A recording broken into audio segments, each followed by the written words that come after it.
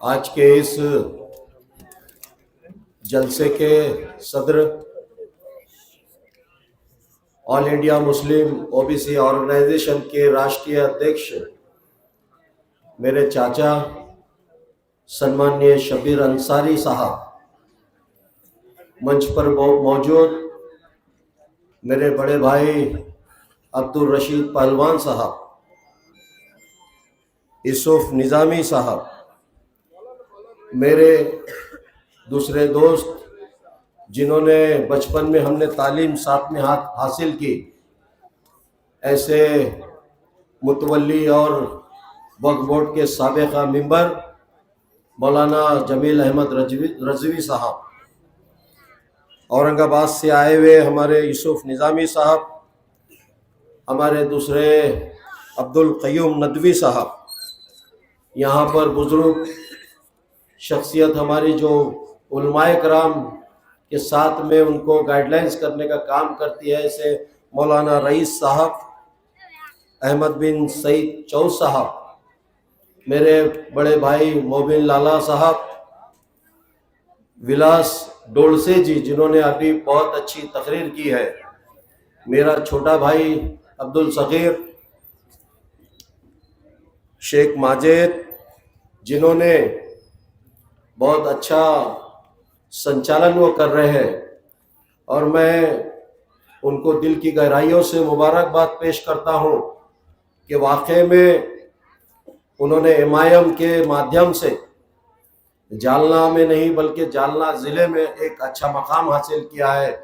और आज मेरी उम्मीदवारी के मैं लड़ना चाहिए इसलिए उन्होंने अपनी यहाँ से उम्मीदवारी नहीं मांगी, और मैं उसका दिल की गहराइयों से मुबारकबाद देता हूँ।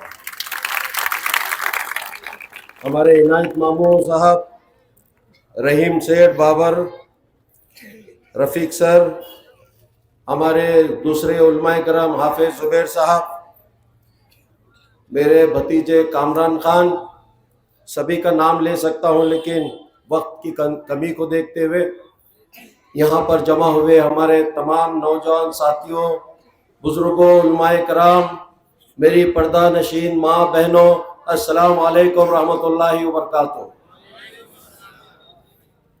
हजारों साल नरगिस अपनी बेनूरी पे रोती है, हजारों साल नरगिस अपनी बेनूरी पे रोती है, और बड़ी मुश्किल से होता है चमन में दीदार पैदा।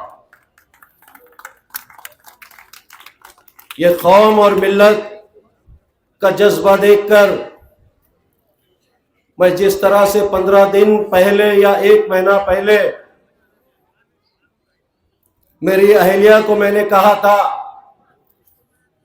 कि जिन्होंने मुझे कहा, मेरी दोनों बच्चियां जो डॉक्टर है, मेरी अहलिया जो उर्दू हाई स्कूल में टीचर थी,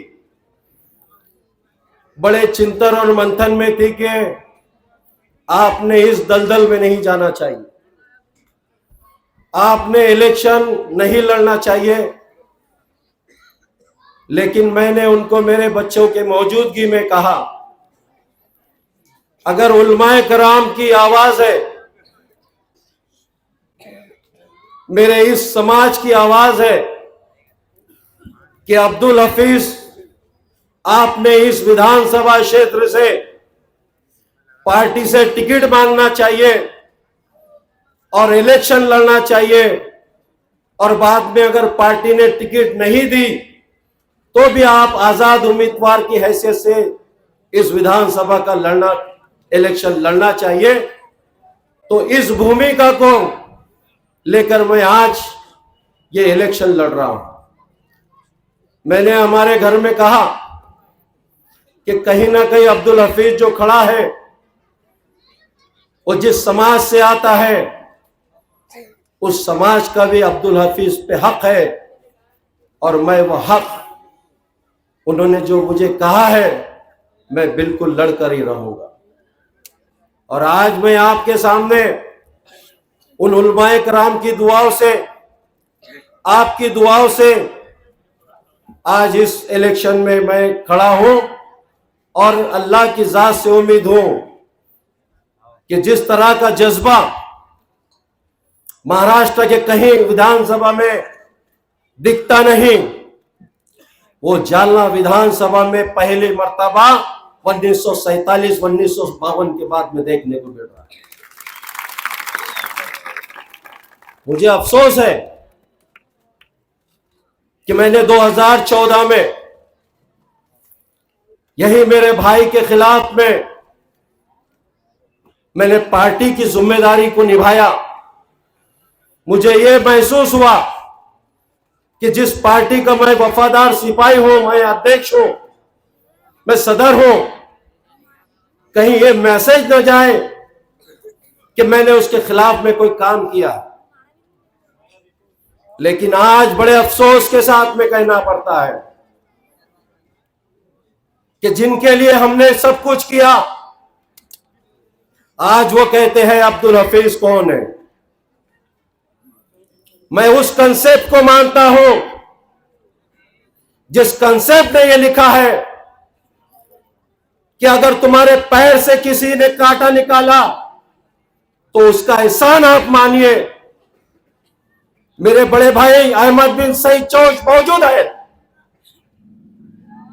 मैं कोई बड़ा घर का या बड़े फैमिली का हम जो है तो पैदा नहीं हुए हैं।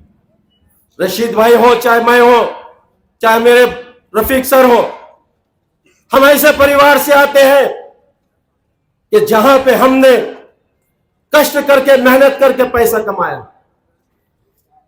मैं 1993 की आपको बात दिलाता हूं। यह अहमद बिन सईद चौश, जब मेरी शादी हो रही थी, मैंने इनसे 2500 रुपए उधार लिया था और उस 2500 का मैं एहसान आज तक नहीं भूल सकता हूं।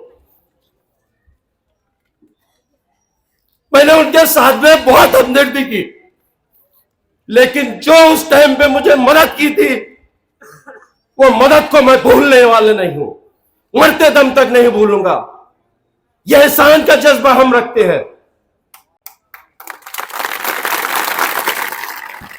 मेरा दोस्त, मेरा भाई अगर परेशान हो जाता है तो मेरी कैफियत यह होती है कि वही अब्दुल हफीज जिसने गरीब शाह बाजार के वो हमारे चाचा की दुकान में जो कब्रिस्तान में है, उस टाइम पे मैं रात रात वहां पर गुजार के निकाला हूं। मेरा भाई अबीज नब्बू, जिसको जाफर कहते हैं, मेरा फुफेरा भाई, मैं मेरे पास्ट टेंस को नहीं भूलता हूं और मैं ये सोचता हूं कि अगर मैं उसके काम नहीं आया तो कल अल्लाह के पास में, वो ईश्वर के पास में मुझे जवाब दे हुई है कि तेरे पास में अल्लाह ताला ने सारी चीजें दे दी थी, तूने क्यों मेरे मखलूक क्यों नहीं उसको मदद किया। लेकिन आज अफसोस के साथ में कहना पड़ता है कि जिस पार्टी के लिए मैंने मेरी लाइफ के 35 साल दे दिए, आज अगर हम लड़ने की जुर्रत करते हैं, सारे चीजें हमारे पास मौजूद है, जिनको कहा जाता है कि सारे जर जोर जो भी इलेक्शन में लगते हैं, वो सारी चीजें अब्दुल हफीज के पास होने के बावजूद हमारी क़यादत को उभारने का काम इन नालायक पार्टियों ने नहीं किया है। मुझे अफसोस है कि मेरे चाचा शब्बीर अंसारी साहब और मैं और मेरे बहुत सारे दोस्त अहबाब बॉम्बे और दिल्ली में लगातार टिकट के लिए 1.5 महीना जो है तो हमने कोशिश की है। हमें बताया गया कि टिकट आपको मिल गया है। जो इलेक्शन कमीशन कांग्रेस पार्टी का होता है, वो सीईसी, उसमें भी मेरा नाम पहले नंबर पे था या आमदार का नाम दूसरे नंबर पे था। फिर ऐसी क्या वजह हो गई कि अब्दुल हफीज को टिकट नहीं दिया जाता और 5 और 6 मरतबा जो है तो उसी आमदार को टिकट दिया जाता, जो आज ये बात कर रहा है मुसलमानों की। मैं गवाही देता हूं आज ये क्या करते हैं, ये बीजेपी का चोला पहने हुआ अंदर से ये आदमी है। ये काम बीजेपी का करता है और सेकुलर के नाम पे वोट आपसे मांगते हैं। एक स्पीच इनकी देखिए, ये रेलवे के एक प्रोग्राम में कहते हैं कि हाथ में जालना के हमेशा कमल रहा है। इसका अर्थ क्या है मेरे भाइयों, आपको सोचने की जरूरत है। कहीं ना कहीं हमारे वोटों से खिलवाड़ किया जाता है, कहीं ना कहीं हमारे नौजवानों को दबाने का काम किया जाता है। मैं आपको बताता हूं, मैं कभी इतना कहा नहीं किसी स्टेज से, लेकिन आज कह रहा हूं, जब मैं उलमाए कराम का उनका ऑर्डर ही बोलूंगा मैं मेरे लिए कि आपने इलेक्शन लड़ना चाहिए, तो मौसूफ कहते हैं कि अगर आपने इलेक्शन लड़ा तो मैं यूं कर दूंगा और त्यों कर दूंगा। अरे जिस कौम से मैं आता हूं, जिस कंसेप्ट को मैं मानता हूं कि अगर मेरी जात वो परवरदिगार अल्लाह ताला जब तक के मेरे साथ में है, दुनिया की कोई ताकत अब्दुल हफीज का कोई बाल नहीं बिगाड़ सकती। लेकिन धमकियां देना, ये जुर्रत करना, अरे हमने आपके साथ में काम किया है, जो आपके दोस्त है हमारे भी दोस्त है, उनके ताल्लुक से आप किस तरह की बात करते हैं, शर्म आनी चाहिए तुमको। मैंने 2016 में इनकी अहलिया संगीता गुरांटियाल मैडम का पार्लियामेंट्री बोर्ड में अब्दुल हफीज ने लड़के टिकट लाया है। सारे नेताओं ने कहा, अशोक चौहान साहब उस टाइम पे पार्टी के अध्यक्ष थे, हुसैन दलवाई हो, आरिफ नसीम खान हो, चाहे एमएम शेख हो, चारों ने कहा कि अब्दुल हफीज भाई ये टिकट आप ले लीजिए, आपकी अहलिया को खड़े कर दीजिए। मैंने कहा कि मैं सारे रसूख रखता हूं, लेकिन मैं पार्टी को भी और मुझे भी प्रॉब्लम में नहीं डालना चाहता हूं। मैं थर्ड इशू में हूं। मेरा बच्चा जो है तौहीद, मुझे अल्लाह के पास में जवाब देना है अगर मैं झूठ बोलूंगा तो।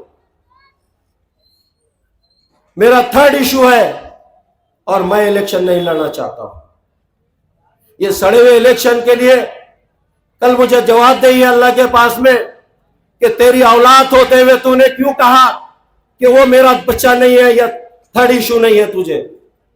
ये इतना एहसास रखने वाला आपका भाई, आपका बच्चा, आपका दोस्त हो। मैं बहुत जल्दी पैनिक होने वाला आदमी हूं।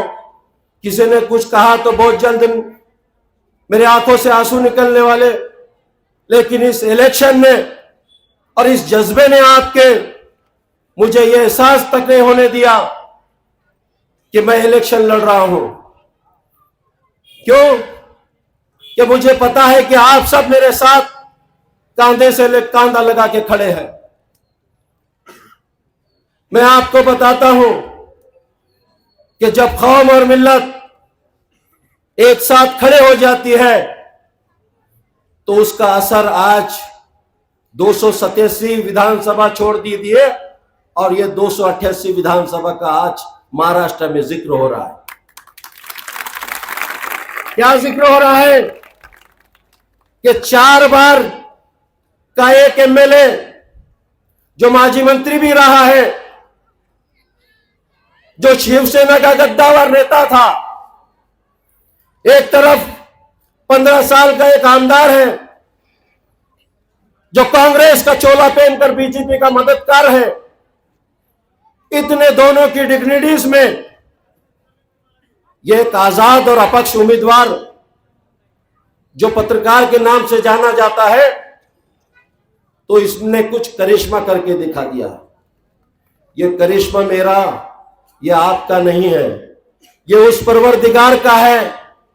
वो सारी मखलूक का कर्म करने वाला है। जो बोलता है वो भी उसकी मखलूक है और हम भी उसकी मखलूक है। लेकिन तकब्बुर जब आ जाता है तो अल्लाह ताला उसको उसी जमीन में धंसाने का काम कर देता है। अरे वक्त का फिरौन तक नहीं रहा तो तुम किस जगह की बात कर रहे हो? आज जिस समाज ने तुमको लेकर पहले नगर अध्यक्ष बनाया, 3 बार इस मतदार संघ का नेतृत्व करने की जवाबदारी दी, फिर आपकी अहलिया को नगर अध्यक्ष बना दिया, और आज आपका बच्चा भावी महापौर लिखता है। क्यों कांग्रेस में इतनी दरारें पैदा हो गई है? क्यों हमारा गणेश राउत जो है ताज खुलकर तुम्हारे साथ नहीं है? क्यों वसंत जाधव जो तालुका अध्यक्ष है वो आपके साथ में नहीं है? क्यों शेख महमूद आपके साथ में नहीं है? आपने 1947 में जो हुआ था,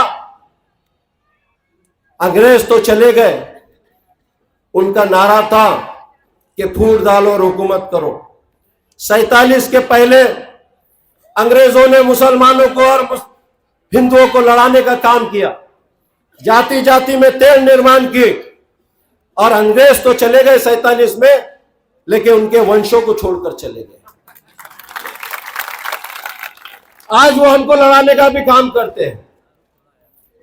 मैं जब यहां पर अध्यक्ष था तो उस टाइम पे हमारे पापा खां साहब, अल्लाह उनकी मगफिरत करे, तो उन्होंने कहा कि देखिए, हमने कहा कि भाई मुसलमानों को आप 2 कॉप मेंबर देना चाहिए। तो ठीक है बोले, 2 कॉप मेंबर तो एक तो पापा खां साहब हो जाएंगे बोले, और दूसरा अगर आप बनते हैं तो मैं आपको बना दूंगा, नहीं तो मैं किसी को बनाता नहीं। मैं बोला वो आलम खान मेरे दोस्त, उसको आपने मना, अरे आलम खान को मैं आज बनाता ना कल बनाता। इस तरह की कमेंट वो करने वाला आदमी। हम बन गए, हमारे दोस्त से हमको नाराजगी हो गई, लेकिन मैंने वो कॉप मेंबर 15 दिन में मैंने ठोकर मार के फेंक दिया उसको, मेरे को फर्क नहीं पड़ता। अरे महाराष्ट्र में मैंने ये पत्रकार भवन बनाया, एक चैलेंजिंग काम मैंने जालना में किया, और उसी स्टेज से मैंने रिजाइन कर दिया। विलासराव देशमुख साहब उस टाइम पे चीफ मिनिस्टर थे। तो मैंने कहा कि मैं सर, मेरा संचालन मैं प्रस्तावित कर दिया हूं, लेकिन मुझे जो कहना था वो मैं भूल गया। तो विलासराव देशमुख साहब बोले क्या कहना था? म्हटलं साहेब मला राजीनामा द्यायचा होता. म्हणे कशाला? म्हटलं माझा 2 वर्षाचा कार्यकाल होता, ते संपला. ज्या उद्देशाने मी पत्रकार संघटनेचा अध्यक्ष झालो त्याच्यामध्ये सफलता मिळाली, आणि आज तुमच्या शुभ हस्ते त्याचा इनॉग्रेशन झालं, म्हणून आपल्याला राहायचं नाही. ठीक आहे म्हणे, राजेश टोपेच्या भाषणानंतर अनाउंसमेंट करून टाक. आप यकीन मानिए कि जैसे मैंने अनाउंसमेंट किया कि आप सारे जिले के पत्रकार, इस जालना में बसने वाले सभी समाज के लोग, अधिकारी वर्ग, पत्रकार, जिन्होंने प्रत्यक्ष अप्रत्यक्ष मला मदत केली त्यांचा मी ऋणी आहे. मला 2 वर्षाचा कार्यकाल तुम्ही दिला, आज मी ते कार्यकाल संपला आणि मी पदाचा राजीनामा देतो. विलासराव देशमुख साहब उस टाइम पे चीफ मिनिस्टर रहने के बाद 7 से 8 मिनट मेरे बारे में जो है तो उन्होंने कौतुक किया और कहा, हाफिज भाई, अरे साधारण कुर्सी कोई छोड़ता नहीं, आपने इतनी बड़ी इमारत खड़े किया, उसमें आपका एंटी चेंबर है, आपने उसका स्वाद नहीं लिया और आप ठोकर मारते. अरे हम ठोकर मारने वाले, हमको कोई कुर्सी की जरूरत नहीं. अब आपको बताता हूं मेन बात क्या है. जब हमारा विड्रॉल का जब 4 तारीख डेट थी, तो 4 तारीख के पहले सारे लोगों, चाहे वो दिल्ली में बैठे हुए नेता हो, मुंबई में बैठे हुए हो, नहीं अब हम आपको महापौर दे देंगे, आप बोलो किसको देना है. इनके हाथ में, इनके बाप के हाथ में महापौर बना है. फिर क्या बोले, अरे जाने दो, गवर्नमेंट आ रही, बोले वो एमएलसी हम आपको लिख के दे देते कि पहली एमएलसी आपको. अरे ठोकर मारता अब्दुल हफीज ऐसे एमएलसी पे और इस पे. मेरा समाज मेरा नियम होता है. मेरे समाज अगर मुझे कहता है कि हफीज भाई आपने खड़े रहना चाहिए, तो मैं खड़े रहूंगा. और समाज कहता है कि अब्दुल हफीज भाई आपने इलेक्शन नहीं लड़ना चाहिए, तो मैं बिल्कुल इलेक्शन नहीं लड़ूंगा. इस तरह का मैं घूमने का लिया. बात होती है कि इसने खड़ा कर दिया, उसने खड़े कर दिया. अपने गिरेबानों में झांक कर देखो, अब्दुल हफीज पार्टी फंड किस किस को देता है. मुझे आज इस मंच से बोलना नहीं है, अरे हम देने वाले हैं। आज भी अब्दुल हफीज खड़ा है, तना तना खड़ा है, जो कमाया वो खर्च कर रहा है। तुम्हारे जैसे बाहर से पैसे लाके खर्च नहीं कर रहा है। मुझे पता है इलेक्शन में पैसा कहां से आता है, मुझे पता है इलेक्शन में पैसा कहां से आता है इनको। लेकिन हफीज का पैसा ईमानदारी का पैसा है। जो भी खर्चा करूंगा मेरे कमाए हुए पैसे में से खर्च करूंगा। लेकिन जिस तरह से आज तुमने जालना का माहौल खराब करके रखा है, आप कहते हैं कि सेठ है तो सेफ है, एक तरफ कहते हैं भाव है तो सेफ है। शर्म आनी चाहिए तुमको जो इस तरह की बातें करते हो। अरे अब्दुल हफीज ने कभी भी इस माथे पे जात और पात का लेबल नहीं लगाया। मेरा दोस्त नारायण माने यहां मौजूद है, मेरे और बहुत सारे लोग यहां पे मौजूद है। मैंने उनके कंधे से कंधा लगा के काम किया है। ये जो लोग मुझे जानते हैं, चाहे वो दिलीप राठी जैसा आदमी हो, चाहे राजू जेठलिया जैसा आदमी हो, इसके अलावा बहुत सारे लोग मुझे जानते हैं। आप उनसे पूछ लीजिए, हम समाज में काम करते हैं तो इंसानियत और मानुषकी के नाम से काम करते हैं। मेरा धर्म मुझे यह सिखाता है कि जात पात को बाजू में रखो, मानुषकी और इंसानियत का काम करो, और इसी इंसानियत के नाते हमने काम किया है। लेकिन आज बड़े अफसोस के साथ में कहना पड़ता है कि सेठ है तो सेफ है, भाव है तो सेफ है। शर्म की बात है। आज जालना शहर का, विधानसभा का, जिले का माहौल क्या हो गया है? जाति जाति में तेल निर्माण किया जा रहा है, जात को जात में बंटाने का काम किया जा रहा है। मुसलमान की दुकान है तो मुसलमान से कहा जा रहा है कि आप हिंदू से व्यवहार मत करो। हिंदू की दुकान है तो उसे कहा जा रहा है मुसलमान से व्यवहार मत करो। अरे ये दबका जंगी तहजीब का देश है। यहाँ पे हर मुसलमान, हिंदू, सिख, ईसाई ये एक साथ में खड़ा रहा है और इंशाल्लाह आने वाले दिनों में एक साथ खड़े रहेगा। ये आवाज आपको देना पड़ेगी।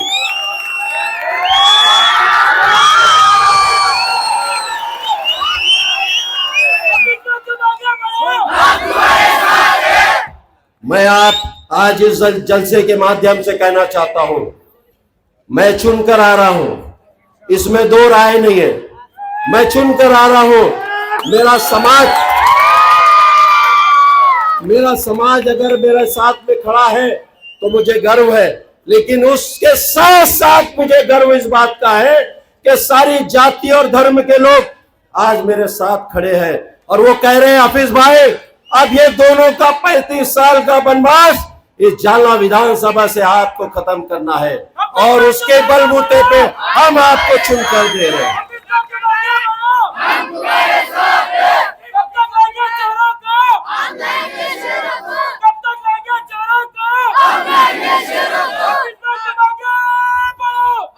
मैं आपको और दूसरी बात इस मंच के जरिए से शहर के लिए, सारे समाजों के लिए हम चाहते हैं, अगर हम चुनकर आए तो हम हमारे नौजवानों को, जो मैंने रात में कहा कि सेहत अल्लाह की अमानत है और ताकतवर मोमिन कमजोर मोमिन से बेहतर है, तो मुझे ये बताना है कि आप हेल्थ पे जाइए। जगह जगह हम हेल्थ के जो इक्विपमेंट रहते हैं, जिम रहते हैं, वो बनाने का काम करेंगे। हमारी बच्चियां, चाहे वो कोई भी समाज की हो, लेकिन खास तौर पे जब ये मजमा मेरा अपना है तो दीनी तालीम के साथ साथ असली तालीम, यहाँ पे कोई कॉलेज का नज्म नहीं है, एक ही कॉलेज है। सदर बाजार में कोई कॉलेज नहीं हमारा। आपने कभी एजुकेशन की बात नहीं की, आपने कभी हेल्थ की बात नहीं की, यहाँ के प्रॉब्लम्स क्या है वो कभी आपने नहीं सुना होगा।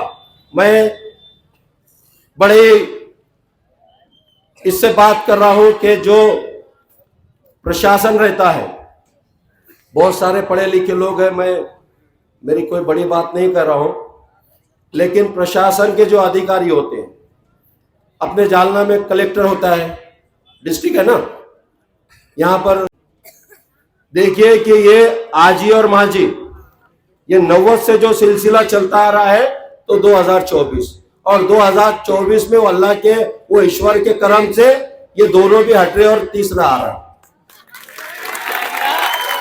तो ये दोनों ने क्या किया, आप इनकी गाड़ियों में देखिए, इनके बच्चों की गाड़ियों में भी देखो, मसल पावर दिख वाले दिखेंगे आपको। अरे भाई, आप आमदार है ना, क्या करने का आपको? आप तो लोक प्रतिनिधि है, फिर आपकी गाड़ियों में मसल पावर वाले का ही को आना? अरे कमाल की बात है। लोक प्रतिनिधि हमने देखे हैं इस मतदार संघ में, बाबू सेठ दायमा जैसे आदमी को हमने देखे हैं, बिस्से साहब जैसे आदमी को देखे हैं। बिस्से साहब का बच्चों को तो मालूम नहीं होगा, बिस्से साहब एक ऐसा आमदार था जो चने और फुटाने खा के चलता था, साइकिल पे घूमता था। आज कभी देखेंगे तुमको कोई आमदार ने? लेकिन मैं आपको बोलता हूं, मैं अगर बाइक चलाता हूं, स्कूटर चलाता हूं, तो आमदार बनने के बाद में वही स्कूटर पे घूमूंगा। अरे ये दिमाग में तुम्हारे भूत क्यों सवार हो रहा है कि मैं आमदार हूं और फला हूं? ये भूत निकाल दो। और अल्लाह ताला, देखिए एक बात बोलता हूं, जब कोई चीज हासिल करने के लिए हम जाते हैं ना, तो वो दूर दूर जाती है। ठोकर मारो साला, आती खुद आती है। ये उसी का नतीजा है। ये आपके जज्बात, आपकी दुआएं और हमारी यूनिटी जब मिल गई, तो किस तरह से उनके पैरों के नीचे से जमीन हिल गई। आज ये 3 पे 4 पे कितने नंबर पे जाएंगे, ये 23 तारीख को आपको पता चलेगा। ये आज बड़ी बड़ी बातें कर रहे ना, ये इनको पता चलेगा कि बैलेट बॉक्स जब खोलेंगे ना, तो इनको पता चलेगा कि हमने क्या 35 साल में कमाए कर। आज हर जाति का आदमी ये बोल रहा है कि हम ये सुबह शाम इनके चेहरे देख देख के बोर हो गए। हफीज भाई, अगर तुम नहीं आते तो हम परेशान थे। अरे वो भास्कर अंबेडकर साहब को हमने बोले कि आप आओ, मगर वो आते इतने बोले तुम तो भी आगे कम से कम चलो, ये भला होगा। देखिए कि भास्कर अंबेडकर एक अच्छी पर्सनैलिटी थी, उसका डेवलपमेंट का विजन था, उसने नगर पालिका के माध्यम से काम करके भी बताया, लेकिन उसको कोई जगह नहीं मिली। अगर आपने इस मतदार संघ का नेतृत्व करने की जवाबदारी दी, तो भास्कर अंबेडकर के जो सपने थे, वो सपनों को पूरा करने का काम अब्दुल हफीज करेगा। हम ये चाहते नहीं है, हम चाहते हैं कि डेवलपमेंट का विजन हो, डेवलपमेंट हो, इस शहर का अच्छा खासा डेवलपमेंट हो। आप जाइए पश्चिम महाराष्ट्र में, आपको ग्राम पंचायत किस तरह से देखने को मिलेंगे, ये शब्बीर भाई से पूछिए। शब्बीर भाई पूरा महाराष्ट्र, पूरा इंडिया घूमते हैं, लेकिन मैं महाराष्ट्र की बात करूंगा। पश्चिम महाराष्ट्र में जाइए, आपको लगता नहीं कि ग्राम पंचायत है, वहां पे बस स्टैंड आपको मिलेंगे, वहां पे आपको सारी सुविधा की चीजें मिलेंगी, रोज पानी मिलेगा। अरे यहाँ तो साला पानी है वो 100% डैम भरे हुआ है, लेकिन फिर भी पानी नहीं मिलता। 15-15 दिन में पानी मिलता है। 24 दिन आप जो है तो इस शहर को पानी देते हैं, और 365 दिन का जो है तो आप महानगर पालिका टैक्स वसूल करती है। हमको चुन के आने दीजिए, हम बात करेंगे महानगर पालिका के कमिश्नर से कि आप जब हमको 24 दिन अगर पानी ले रहे हैं, तो तुम्हारा अधिकार नहीं है कि 365 दिन का आप टैक्स लेकर के। ये जुर्रत हम करके बताएंगे, ये जुर्रत होना चाहिए। अगर आप रोड बनाते हैं, तो रोड के जो गाइडलाइंस है, जो अलग अलग किताबों में लिखी है कि एक रोड बनने के बाद में कितने साल टिकना चाहिए, अगर रोड क्वालिटी नहीं होती है तो शर्म आने हो चाहिए तुम्हारा। पैसा हमारा है, जनता का पैसा है, लूट तुम्हारी है, तुम्हारे नगर सेवक वहां से पैसे कमाने का काम करते, हम नहीं करते। लेकिन अफसोस की बात है, अगर हमने बोले तो मैंने आज व्हाट्सएप देख रहा था, शब्बीर भाई वो बोले पत्रकार साहब तो बहुत अच्छे हैं, बोले पत्रकार साहब में कोई कमी नहीं, बोले लेकिन उनके इर्द गिर्द जो है ना, वो बोले ऐसा है वैसा है। अरे तुमको कुछ मिल नहीं रहा, तुम ये बोल रहे कि वो ऐसा हो जाएगा, वैसा हो जाएगा, फला हो जाएगा। आज तुम जहां पे सभा लेते, वहां पे तुमको पैसे देके लोगों को लाना पड़ रहा है। और ये मजमा इस बात का आने वाली जो इतिहास रचने जा रहा है इस मतदार संघ का, उसकी गवाही है ये कि हमने किसी को एक पैसा नहीं दिया। ये प्यार के, मोहब्बत के, और ये जो बकाल अवस्था हुई है उसके खातिर यहां पर खड़े हैं।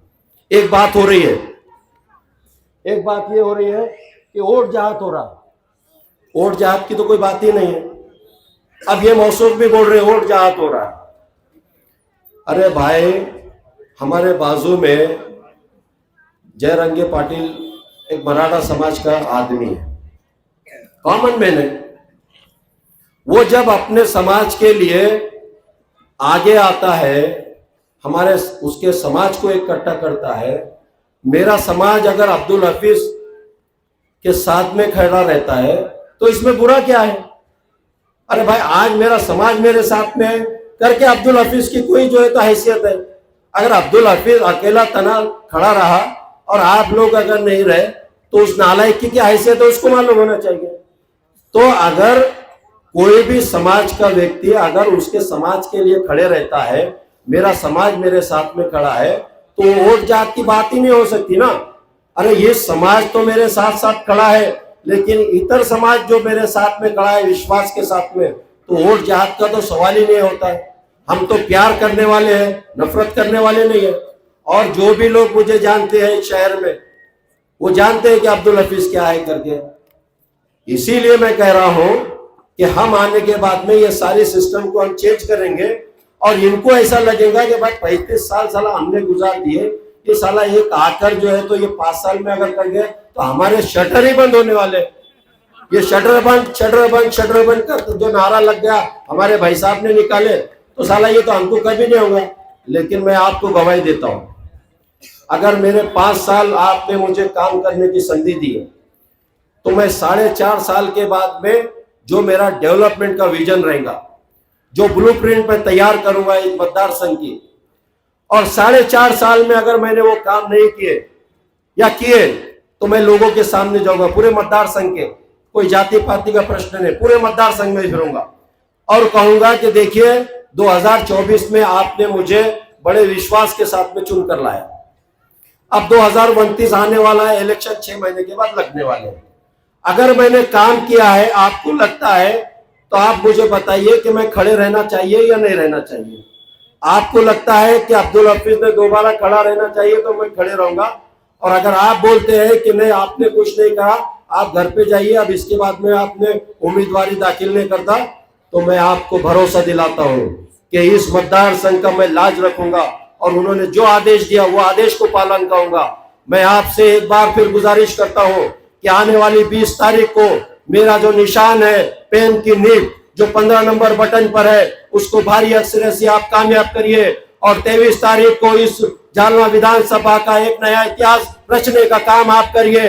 इंशाल्लाह ये आने वाले 5 सालों में हम इस शहर का चेहरा मोहरा बदल कर जाति जाति में जो आज नफरतें फैल गई है, उन नफरतों को मिटाने का काम, यहाँ पे एजुकेशन, यहाँ पे हेल्थ, यहाँ पे अच्छी सुविधा देने का काम हम आने वाले में काम में दिनों में करेंगे। इतनी ही बात कहते हुए मैं अपनी बात को खत्म करता हूँ। खुदा हाफिज, जय हिंद, जय महाराष्ट्र।